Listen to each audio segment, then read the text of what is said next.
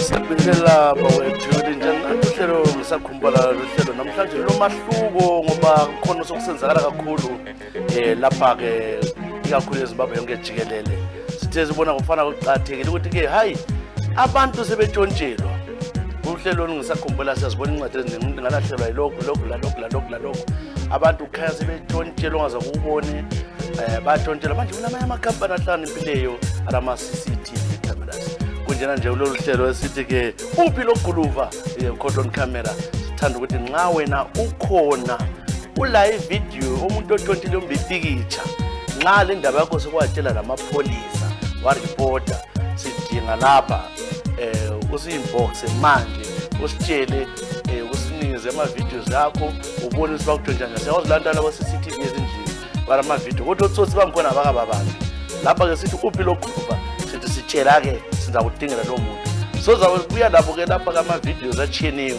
sesithi busted siqalisa sikhona besigodlweni sethu kulento indaba eyenzakale enkulu kakhulu khonaphana kuJason Moyo phakathi kuka-10 no-11 eZimnet building lapho kutshontshwe khona into eyenzakale ukuthi-ke kulo muntu ongenileyo ngicela ukuthi-ke lapha-ke umatshelela asibonise-ke ukuthi-ke sihambe sikhangele ukuthi utsotsi ungene kanjani asiyiphosele-ke sibone matshelela laphana ngasikhangele lapha liyabona-ke ikhamera ikhangele lo mama uhlezi laphana ngu-security nawo no-security laphana ngomthetho omele akhiphe isithupha atshengisa u-security ukuthi-ke uzongena lapha akutsho le khampani ayayibona u-security wasuka wakhohlwa nje wanikeza laphana ndiyambona lapha amnikeza-ke i-ballpoint yokubhala lo muntu ucatshangelwa ukubana nguye ozatshontsha lapho esiyakhona nawo nawaphiwa-ke ipheni nje ukuthi ngabhale phansi akamtshengisanga isithupha ikhampani nje kuyamele ubone isithupha physical usibone wabhala-ke ibizo laphana-ke undoda uyabhalabhala lapha kuyatshengisa ukuthi ibizo elibhalayo vele ngelamanga ngoba sesesikhangelisisa sathola ibizo leli kasilo lakhe lowo muntu uyamazi na umkhangele kuhle laphana-ke efesini nxa uyibamba amatshelele laphana uyibambe kancane-ke ime bengayiphezulu ibuyele emva kancane asiyibisele kancane amembijana nxa usenza ukuthi bambone kuhle laphana iphose nje ime khona mana khonapha ibambe njalo ayibambe njalo laphana amatshelele singafuni ibhala sifune emile umfake emile nangu umuntu bakithi engucelayo uyamazini do you know this person? Do you know this person? Someone out there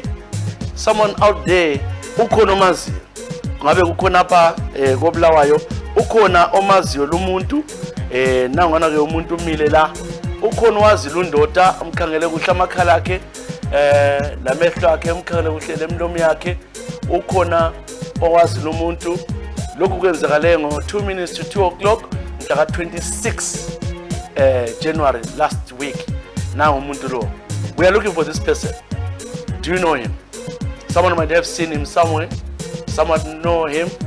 Nangu umkhangele futhi enye indle undoda ke uyakhanya lapha ke sefikile lapha ke zama ukuthi ke azongena la.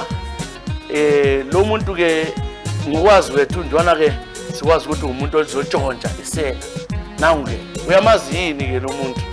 Umkhangele sisele kepesi uzotshontsha lapha ke kade sinangu yana umkhangeleni ke futhi ke sengenile seqansile lapha sekwenye ke second floor yeZimnet building usisi lo uyaphuma ofisini khana usisi lo uphuma labo gaqa isikhwama sakhe usisi uyaphuma nangu undoda lo laphana limbonile phansi nangu yana lapha nozenza ke he's looking pretending as if he's coming to that office there he's checking if it's locked trying to knock kodwa kaqokodanga khangela amehlo akhe umkhandisi sithuyanga wabuya ke uyanyenya uyabuya wafika kwenye ofisi wakhangela uthola le ofisi kukhiwe nango ke osekhangela lapho uphuma khona usisi khathesi usazama ukuthi aqoqode ukuthi ezwe lapho uphuma khona lo sisi kambe kulabanye yena abaphakathi eofisini umile laphana lokho efuna ulalela isisi ukuthi kambe lwana usisi uyehlileyo ukuthi uyanga wavula wangena phakathi senyamalele lapha phakathi ke kukhanya ukuthi ke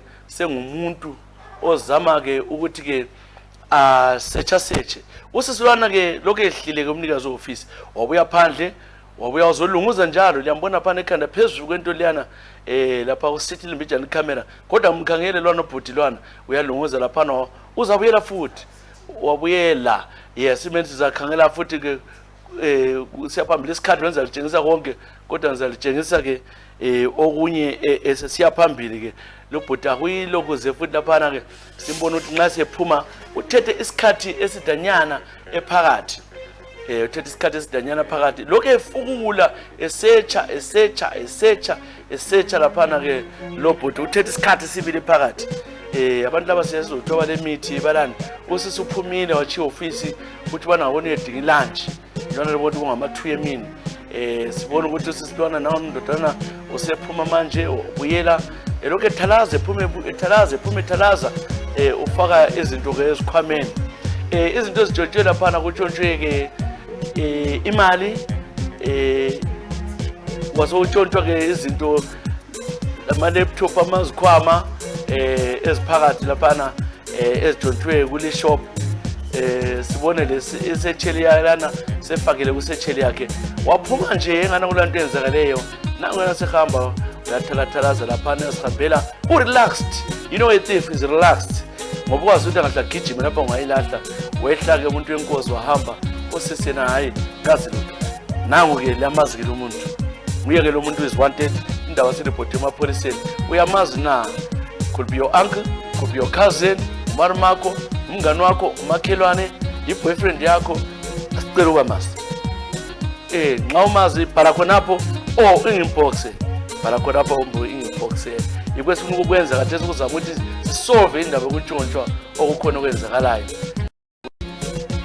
siyabonga kakhulu ke ngiyena lo muntu ke sidinga ngizaliphindela ipicture ke singaqedwe ngokuya kwesikhathi la ndibone ke la singene ke kuhlelo lethu ke ongisakhumbula ngiyabonga lapha la client yes elibonile ke sisela lapha here and there zabe sijikela ipicture selikhumbula yamazini ikwesifuna ukwenza nxa la ukhona kule video yakho le picture yakho sithinta ngophangise kathesi kudingela umuntu wakho okuthonjela sithi ke upilo guluva ipileli sisela sikubambelena lapha bastard yakuthola ikamera yakho ingasiza kakhulu sesifuna ukuthi siqede ke udlongodlongo basedrobheni ukutshontshelwa kwabantu wena baba ngabe CCTV camera endlini kodwa amasela la ucathela besa lapha sikukanikele lezi zinto upilo guluva siyakuthola so ikwenza bese kwenza singathola ke abantu abatshontshelwe siyakufaka lapha emoyeni phakathi wonke umphathi ubona ilizwe lonke umhlaba wonke ubonto lisela ndoda nxa uhlakaniphile wena wohluze ngaphambili ngapha sikhulumisane ubisele lezi zinto enxebe ngakuzwela abatshontshelwe siyabonga kakhulu ekela sikuhle sithanda ubonga ke uhlani mathelela ngokudwebadweba sibonga be CNC yasebenza labo ke liyabazi ke bakufilmela imtchado bakufilmela amaphathi ama funeral yonke into bakwenzela James Mandingo mbe Madingo kunjani Mandingo wena ke James uthi ke ngikhumbula ke ngomnyaka ka 2010 bengilapha eSouth Africa ngesikhathi seWorld Cup ubuhle ke msakazi ngithe ngeSouth Africa lapha ke njengomuntu wayengakwazi ukukhuluma ke ulimi lakhona ngagcina senithola intombi yemavendeni wayekhuluma isivenda lo sisi ke wathi yena ulivenda kodwa akakwazi ke eZimbabwe hayi ke lathandana lo sisi sarenta wantshela ubana ke sihlala ke endaweni zabo Thembisa sathatha lapha sathatha umkhukhu ngoba bekunzima eHill Group badala rent sithe sikhona ngale lo sisi wathi sithenga izinto ngathenga izinto ngoba bese ngisebenza ngihola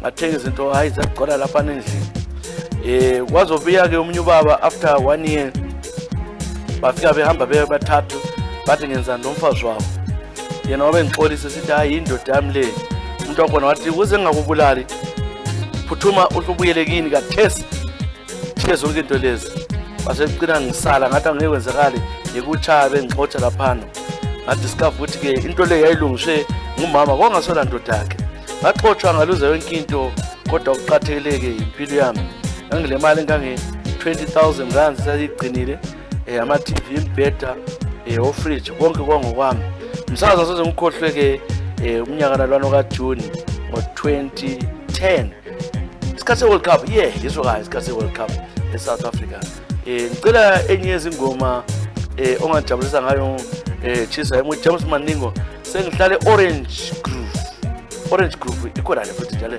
eSouth Africa. Siyabonga kakhulu mfowethu ikela sikudingele ingoma othe uyazithanda ukhethakhethile ke ingoma lapha sifuna ngakuchala yipi esibona ngani ngakubusisa esithemba ubana lawe ungayikholisa uthe wena uthanda so brothers obazobuya akela ngithola ngizilanza zokusobhakade nguchale 1 yakho bazobuya.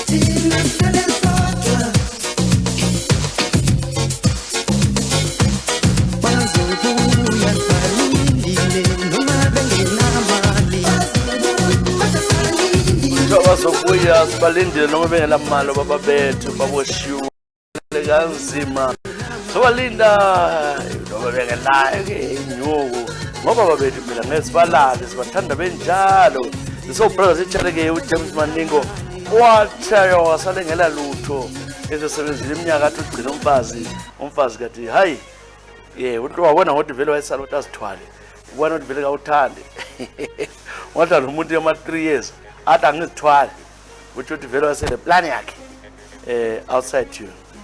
Yeah, Susan Chuma, kunjani Susan Chuma. Ngiyakubelela ke msakazi ke. Mina ngikhumbula ngahlala le jaha elangithwalayo ngetruck belidrive ama truck. Ibizo lakhe ke kwakuthiwa ke ngubhikiza. Wayezibiza ukuthi ngubhikiza kimi. So lo baba ngamthanda kakhulu usahamba ke sasijwala ulala ke ezimoteni. Wasefika kwendawo abajwala uphaka khona wafika wakhipha ke ikhanda wa drive wathi asambe segida edolobheni sagida lokho sakwenza dula lepitolo wendawo safika saphaka khona sachiya ke itruck yonke sahamba ngekhanda le truck sobabili sahamba sangena emaclub saphuza ke umsakazi sobabili lobhikiza sasuka lapha sesidakiwe ngabo 2 ukuthi sibuyele etruckini lapho esasijwayele ukulalela khona senze sikuthandayo. Cheke sisuka khonapho ke i-track le yasicina ke fohla wachana le moto encane wabulala abantu abasemotweni encane khonaphana edakiwe. Wabuya ke abantu athola abantu lana hansi esibhedlela waselokuzwa ke kwasuthiwa la kumele ngibotshwe ngoba bengigada imoto yabo illegal. Iloya kodwa lalwise court mina ngisabotshwanga yena wabotshelwa ke i-dangerous driving lemsenzini wakhe wahle wakhutha ke imoto yalimala ke truck yaduka le viri. Msakazi bekuyinto engimthanda kakhulu ubhikiza uthe esephuma ke ejele manje semfuna kodwa ngathola ukuthi hayi aseyothapi yami ngoba ke mina bengibona ukuthi ngani nendoda engaba ngcono kulaye ngoba kasela msebenzi secela ukuthi bengumsiza mina angilayo leyo mali ukusizana nomuntu so ngase ngikhohlwa ngaye ngomtshela ngisamfuni uhlale 6 months ejele kodwa ke mina ngakhohlwa ngaye imsuze ngithuma ngisegoli abafazi yabona ukuthi vele the afterman Susan so lawo ngumunye walabana aba afterman wayenza nje abantwana babanye abantu madoda yena limele hamba lawe kulela umuntu ehamba nawe wena ke come on wena uthi ngicela ke ingoma ukhethile ingoma yakho lesitshayile elasikuchayile ke stimela sasezola sakho leso stimela sasezola Susan Chuma.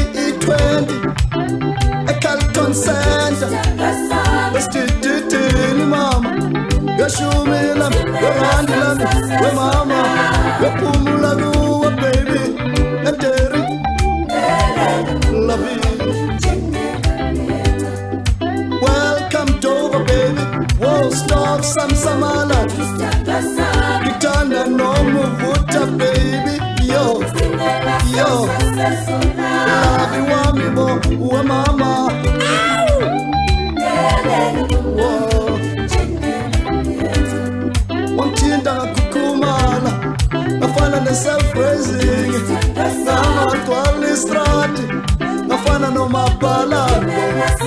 We mama, we lovey, we baby. Whoa.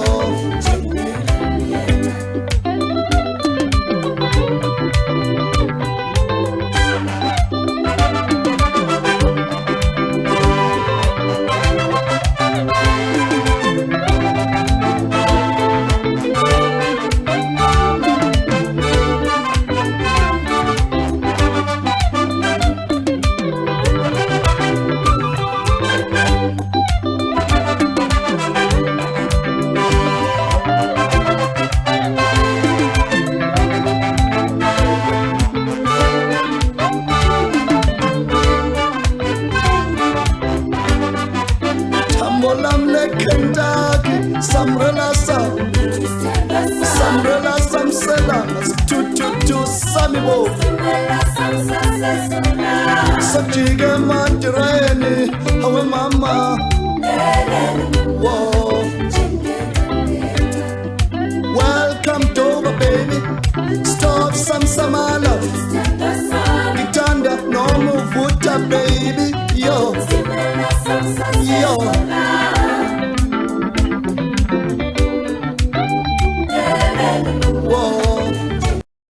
Sibanda sami sezola umbongeni ngema lapha kamakhipho secha Moses ngwenga Black Moses so brothers esichala ke Susan Chuma uthi wayala ke lindoda ke driver ama truck ngemva kokubotshwa siphelele umsebenzi kodwa ke bedroom yabe vele ise trucking basebekhipha ikhanda lana bagijima ukuthi bayijive edrobheni babuya benza extend sebechike itruck ubaba ethunya ngayo lo msebenzi so uthi ubaba lobele umuntu ubona hawu mathatha ya lingagodla uhlelo phela zalithengiselwa umuntu oyisela la sifuna ukulibamba uthi lesinceze ngalo Mthoko Ncube uthi ngiphala ngise Australia ngiyakubikelela ke msakazi ngifike lapha eAustralia mina ngabo 2006 ngiyela abantu abaningi abasekhaya hayi kwaba kuhle ngahlala khona lapha ePerth khamba la Sydney konke kukuhle ngivakaja ngisebenza so ngizangathi kukhondwa umlungu umama umlungu yebo kambe bemdala lo mama mina by then I was 29 yena mama lo ebele 42 years bese ngani uyabonakala lo mama kodwa ngendlela engithanda ngayo ngabona nangumfazi wasuka wayesister kumele sichate njalo ufuna uhamba nami eAfrica umama lo ke sachata sathandana sahamba ama holidays waqala soba ke ngumama ke omkhulu usifuqufuqu so manje nxa sengibuye ekhaya bese nginamahloni kakhulu ngabuya la ekhaya ke umama wathi yena nxa ngamphatheli idoda enje ingulube lapha ekhaya angeke azane lami ngeke ngisweleni amantombazane ekhona ekhaya ubaba wayengani uyazisisa ke ubaba wagcina esithile ngo 2009 ngabuyela khona ngale ke wambuza ke intombi yami ngicela uqaba ibizo lakhe lo mama ukuthi ke yabangini iattitude ngiyani ngahlala la ke ngizama ukuthi ngabe ekhaya mama athi ngingabuyila ekhaya lo mama lo ngihamba ngedwa ngisiyabona ke umama lapha ubaba zafe ngahlala phansi ukuthi umntwana ngiyamthanda umama wathi ngithe mina akula muntu othatha ikhiwa akula muntu othatha isalukazi endlini yami abuyela ke ozi khonale bahlala kunjalo lalo mama wakhukumala lokho khukumala esidudla umongo ebesegqoka o size 22 size 22 bomama kulo size 22 kadama nje ama size kata kulala ko 44 22 ngemkhulu 42 lapho bhale 22 akula sigqoke 22 wenza mistake akula sigqoke 22 angazi enxe size inyazi 22 phela ngazi nje bunganani so ngakho ke umuntu lo ke Tshisa kwenze umuntu ngihambe la ebantwini manje ke umama ufe ngifungele ijoy angikwazi ukuthi umama ubhe ngomnyaka 2017 ngizwa obuhlungu njalo ukuthi ke umama wafe ngafuni lo muntu engilaye ngilaye lo muntu unkosikazi hleli sonke ngafuni abantwana khona apha ngila mntwana ngithole yedwa mina angazi ukuthi ngenzeni mfowethu ngoba wathi kafuna ukuzala nami mntwana ngiyamfuna kodwa wangitshela ukuthi nxa ngimthanda kumele ngivume lokho akushoyo so doda suvumete awusazali futhi njalo usithi umama wathi unkosikazi wathi ungazali era ngutshele ke Abraham Shabalala uthi ufuna Abraham Shabalala ngithi ngibona ngiyamthola Abraham Shabalala ngamthola yini uthi ufuna Abraham Shabalala ngamthola ngiyafakele inye la so lisibhalele ngapha abafuna usibhalela Ngisakhumbula inbox or lezelani email ethu hotmail.com siza ukuthi lithi kunzima lapha ke mlaleli abantu bakwekela sothandana laye angazi ukuthi kambe kuyavunyelwa yini ukuthi lekelisa umuntu othandana laye sengazi lo ojola babatshela ukuthi hayi ungathathi lo labalandela abadala mhlawumbe lisiko lakhona khanya lisiko lakhona ukuthi uthe ekudikile uvusiqimba wakho nanga athi ufuna Abraham Shabalala ngizamdinga kodwa lo vusiqimba umkhethile kumbe ukhona nguye uvusiqimba siza ukuthi uthini egigini xasela phansi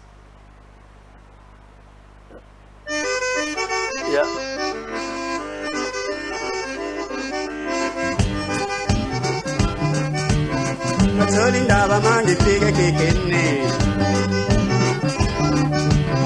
abafana bekhwathi izalwazi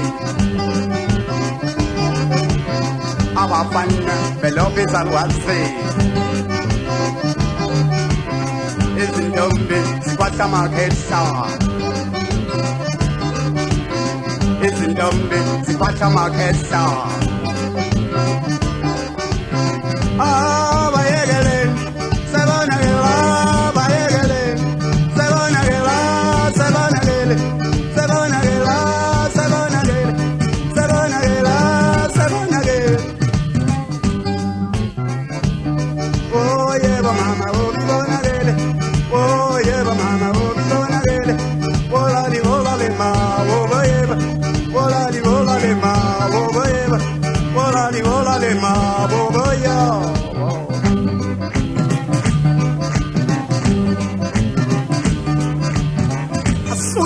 Nesidali salukwazi egigini ebidana sesikolisi uyingane ngabo wena usisi wena udansa kahle kunabo bonke la emjondolo sekuthiwa ngihambe nawe manje to-sport aza sekusule ngedwa ekusweni umfana salukwazi kanti kodwa izwayiwiki lesekhalini wele sezimhlophe uhukudu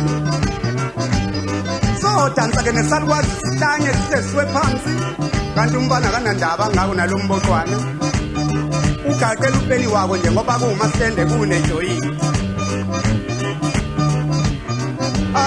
bayekele sebonakela bayekele sebonakela sebonakele sebonakela sebonakele sebonakela sebonakele oh yebo mama ubibonakele oh yebo mama ubibonakele olali olali ma bobo yebo olali olali ma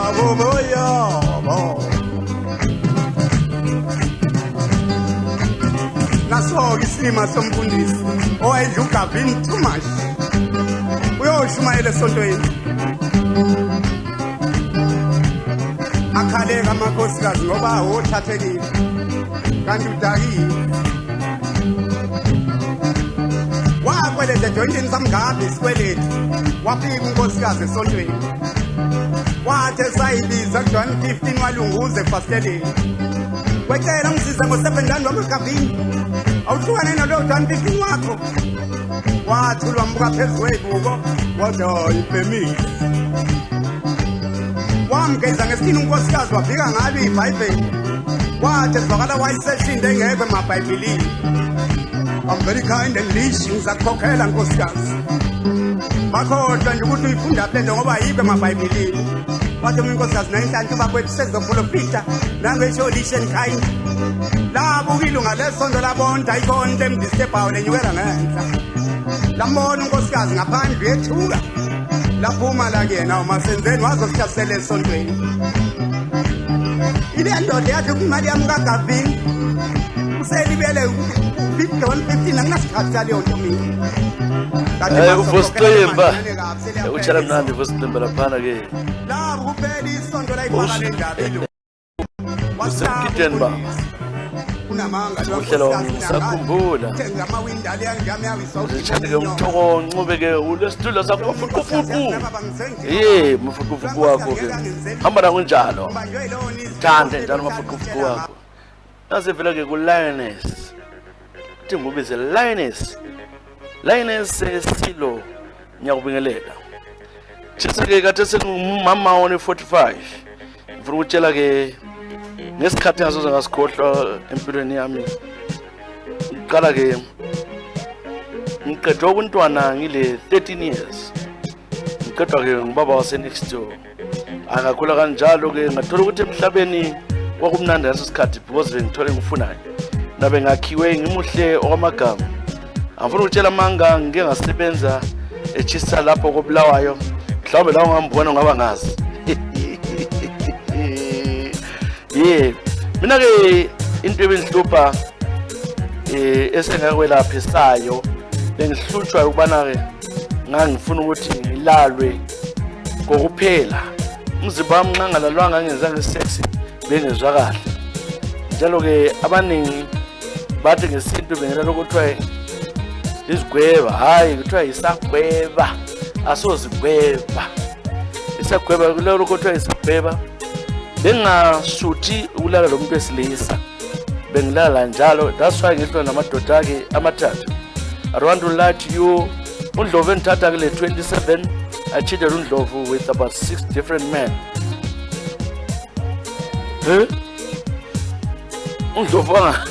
UNdlovu ngamchiya ngoba nalawo madoda ngo-6 ayengasuthisi.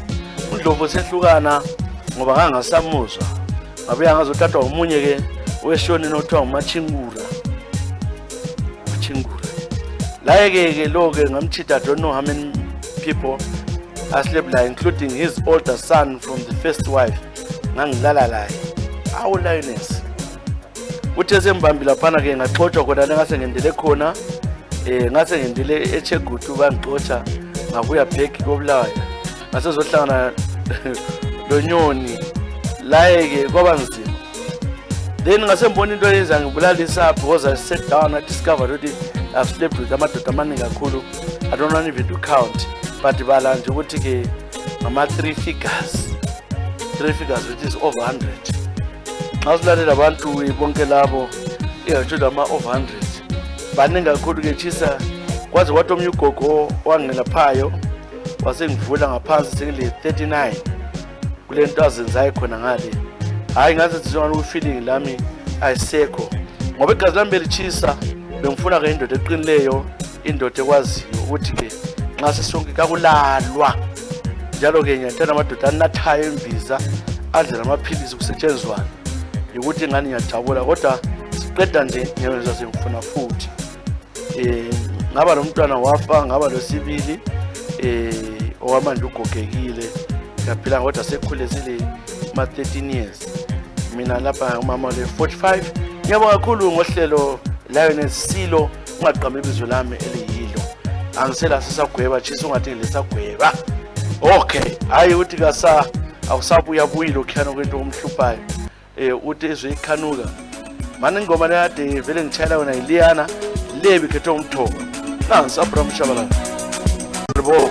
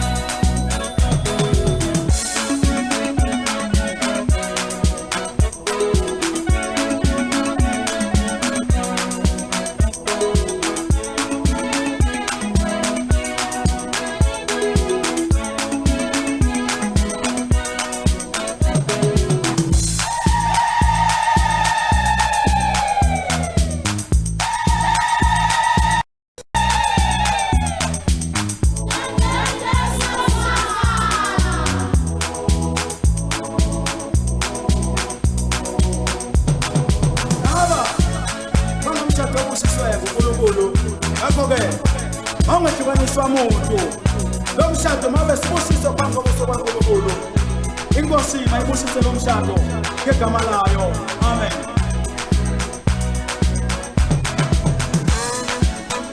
Ngoba phela Abraham Shabalala sithi ke malibongo sitshale Lioness Silo yona bikhethe umthombo wesidudla la Silo ngumchalane ka uzwile ka Muslim ya hlelo lapho ke mngani wami uhlelo ngisakhumbula nange uLeo Dube njani Leo sakubingelela bokhona uLeo Dube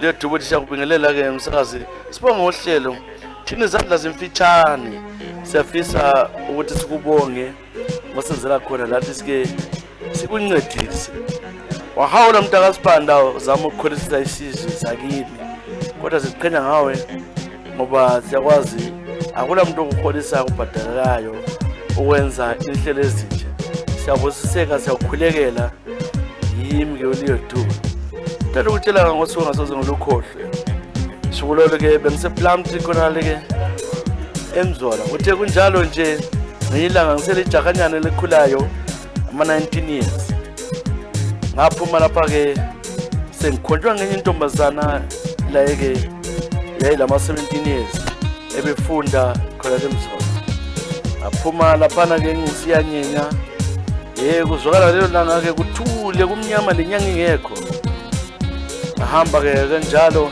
nisiyafika khona ngamtshela ukuthi ngizabuya ngingene langane nasesipani ngizothutsha theke ngibuya khona phana ke ngahlangana ehlala lo mama wakhe sithefika lapha ngathola ukuthi ke stepfather wami la sitshayisana ke esipayeni stepfather wami ulanda ke umntaka mama lo stepfather uqila ke umama ngalo kumama umntwana uthi mbona ke laphana koba ngumsindo ngaba ngicela ulanda ke intombi yami wathi nebezokhala esipani ukuthi inkomo zakhe azivalelwanga khona lapha sichokoncube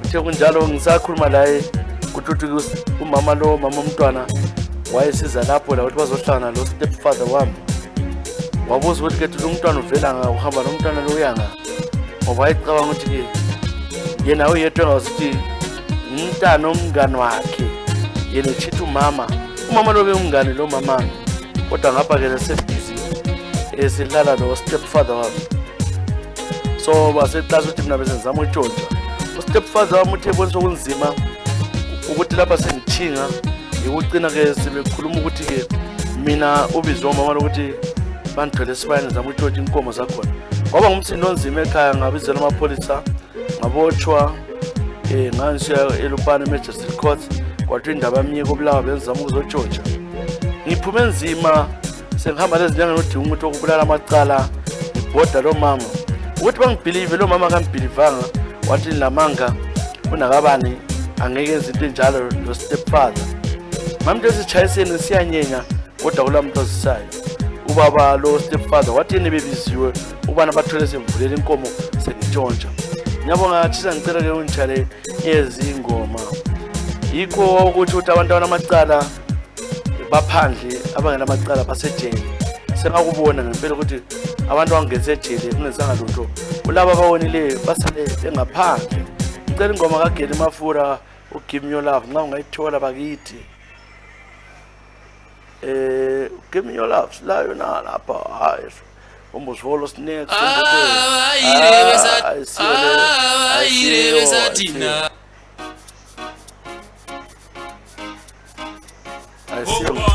Jonas boy Leo Dube khumula kudala ekhaya sela ama 19 years the 90s senna kwaunyana 1997 sizakala lokho azingumede homeboy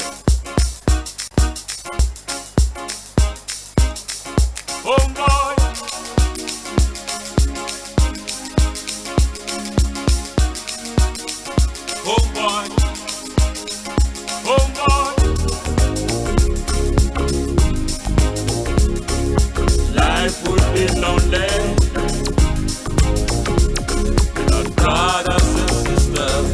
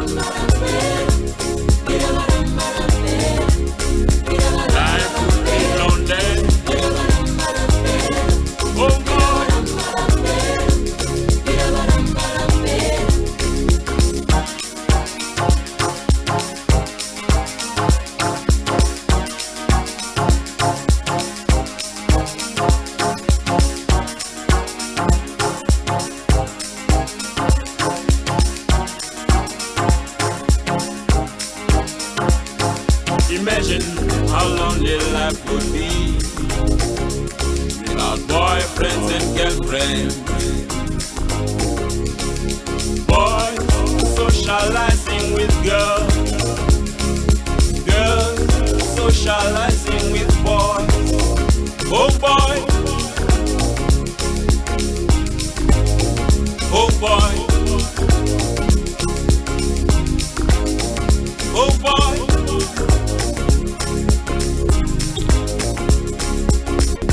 Oh boy, oh boy.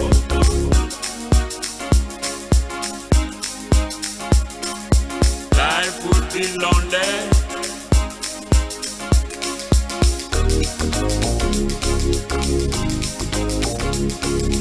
Life would be so lonely.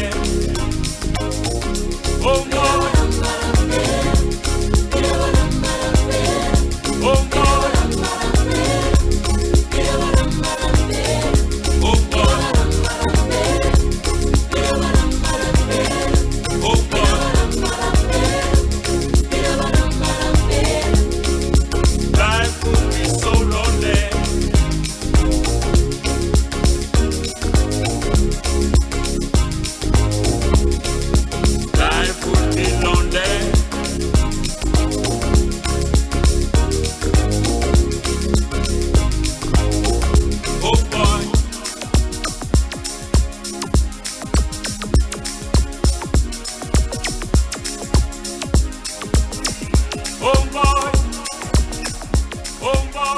Ingobati homeboy vela ke recipe sichala ke ulio dube oposo phela mafufu leyo ingoma ke sithi homeboy Ngisakhumbula ngasemaphethelweni ohlelo ke mana ngibambeke eyinye lihamba ke uhlelo lapha ngibambeke enye vela ke kumlaleli Thongo Chiponzira mina ngikhulele eHarare eKambuzuma ngase Kobulawayo ngahlala endaweni okuthiwa kuseLobhengula West ngakhula phana kaswe inkazana sengifunda ke eLobhengula High School ngihlala ke lo aunt wami uMay Clemens ngithe ngikona phana ke ngihlala lo May Clemens aunt wami kwenzakala ukubana ke lami ngiqalisa ukuzwa ngase ngikhula khulile ngagcina ke sengikhomba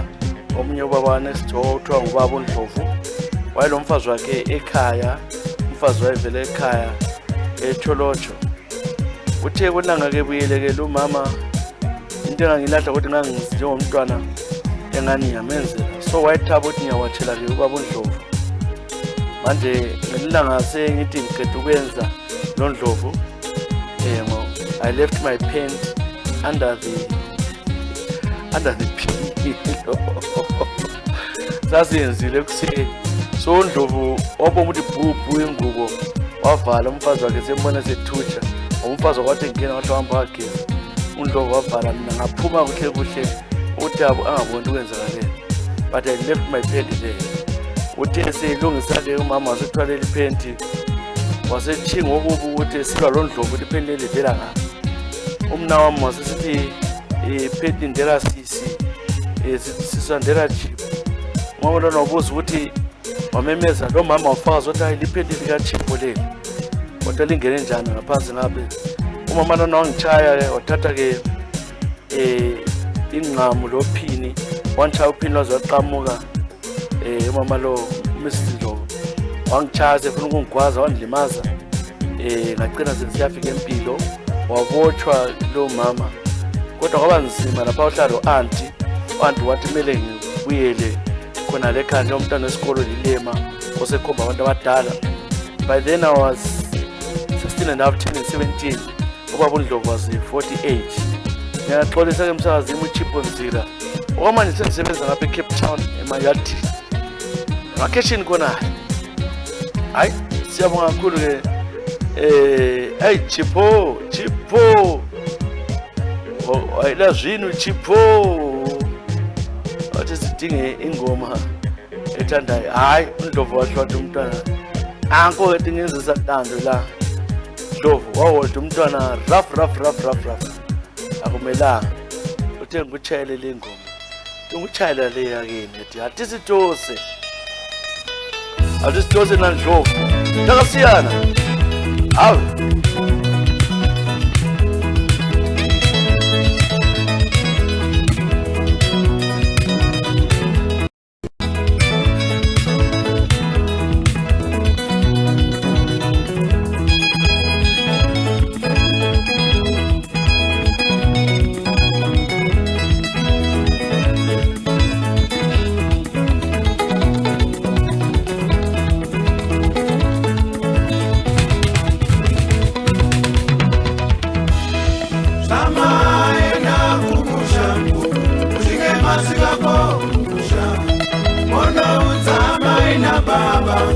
Baba mukuru nesha mwanitsa anjadana na chipo atizitose na chipo pamunono tuka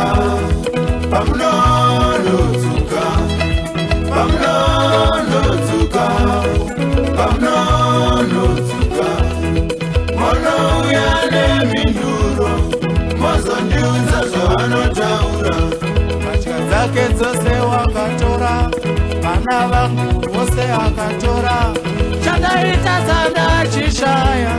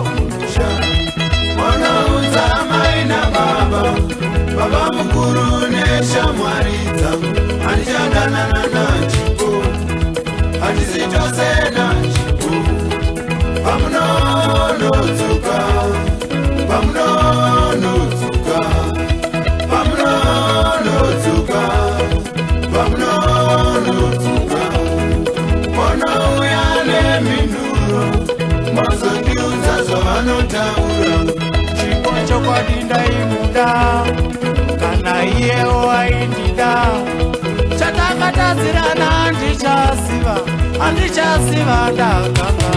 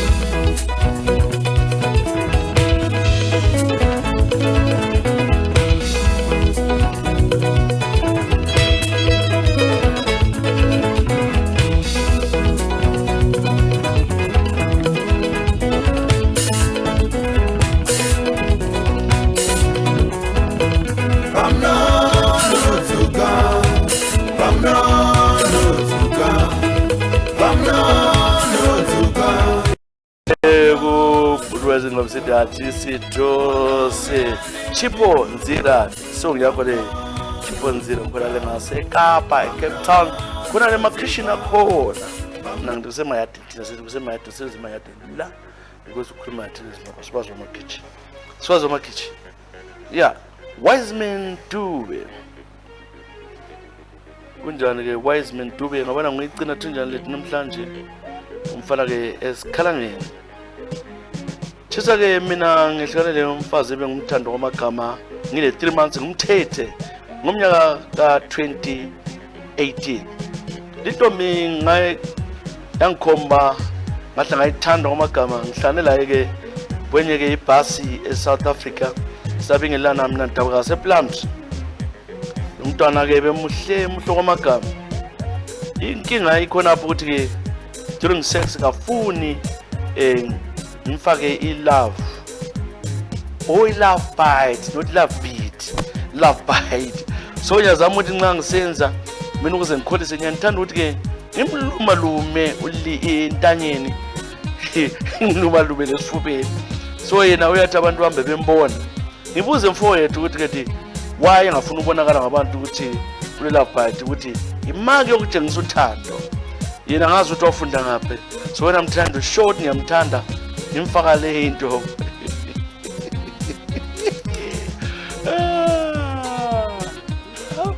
so ngolisa umntwana abantu konke intamo le baba umfaka Tshisa ibuqaba lo sorry to say so ngabona ukuthi umntwana lokuthi kulabanye ababonayo ngoba nxa ngithi ngiqedile ngenza isex kahle u-ex yami ekwazi ukuthi into engithanda wayengena ndaba lakho khona kanti ngimlumalume ngimunye ngishiye imark ngimunye kahle ukuthi salibhale kahle iyaphela ngemva kwe-2-3 days so yena kwesaba yena nanto engicela umbalele khona bonke yimi wise man wakho ngibuza ukuthi ke sungangitshela ukuthi wawulomunye umuntu yini owusesaba ukuthi uzabona leyo love bite i-love bite is a sign of love ukuthi wena wazakala ukuthi usethandweni so wena nxa unamahloni nami ungaba ngunkosikazi njalo ezakufaka ekhaya yimi wakho ke wise man Dube akusenani ngizamba ngithatha ekhaya umntwana ozangithanda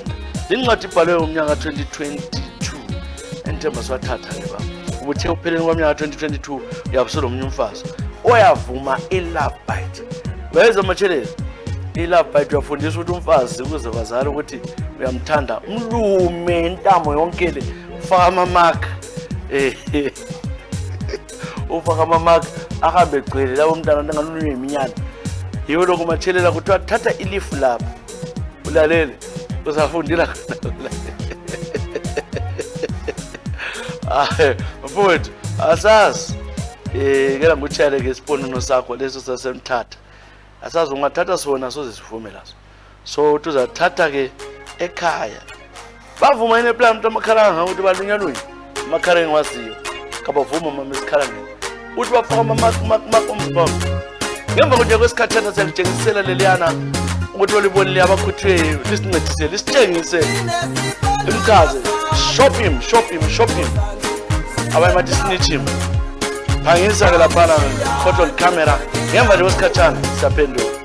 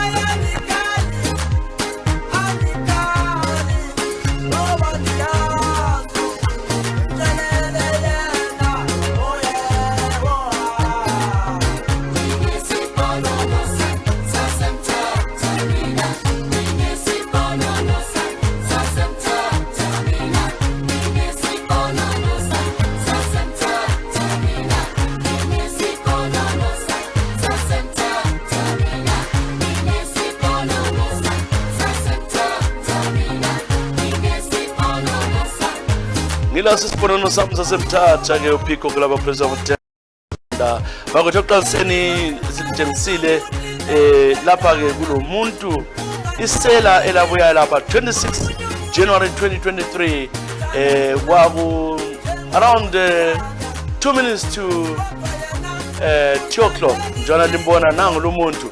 We are looking for this man. Please, this man comes in here, sees a security guard there. Security guard is so lax and relaxed and didn't check the ID. Normally when you come in here, you have to check for the ID, but the trusting woman said, no, don't show me anything. And this guy, wabhalisa nje, after ubhalisa, wadlula umkhangele futhi kuhle check the guy so well now. Uyamazini, do you know this face? Please inbox right now. I'm waiting. Do you know this guy? Uyamazini lo muntu lo. Bole kepesi yakhe lo o abaningi bazawamazi isihlobo, ngaba cousin, ngaba umntwana, ngaba umzukulu. This guy didn't know that we've got hidden cameras. So ukhona inomaziyo. Check, this guy is coming up. Here he is. The lady working on the left in the office is leaving for lunch. She walks through Bapambane, and this guy pretends to be going to that particular office. The girl was so relaxed that he left the office without securing or locking it. So mfuna liphinde limbone kuhle nondota ngacela uklana bisele backline camera simbone nawo ngomuntu wakhona uyabuya uyabuya lapha uyathalaza looking at the right told ukuthi that one is secured, is locked. This is 2 p.m. njona libona kwapha emini 2 p.m. daylight ayikho ukuthi ebusuku. And now he sees he's calling, he's knocking, so that he checks that kulo muntu. He opens the door, he gets inside, he ransacks the area, stealing quite a lot of stuff in there, money included. So njona libona lapha ke engena zimbone sephuma lapha esefaka izinto kusetsheli yakhe. There are some people pretend to be starting in colleges, but they'll be rounding and rounding and rounding. Beloke bebhoda mana sifuna umbona sephuma esetwele uzangena athathe laphana egcina sengene ethathe isikhwama asethatha isikhwama sesihambela eyenze ngani ukuthi nothing happened. Aphume nje ahambe uloke phakathi laphana ransacking, uyasearcha nangona ndiyambona laphana loke lunguza ephume ebona ukuthi awula muntu ombonayo, but it doesn't check ukuthi kulama cameras in. We've got hidden cameras, CCTV. So when we know this person, or when you've got a similar incident where you've got videos of pictures of a thief stealing, get in touch and inbox. We'll try to assist you. Siyambona lapana sethethe lokho ethatha phakathi ebezaziphumeleza wokhele sihambela. But anyway, now valid door. Look at the guy. He's walking as if nothing happened. Sela nanto lesihambela.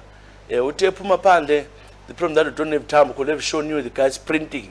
Uthe sephuma outside the door or phuma. This is the second floor of Zimnat building. This is the guy we want.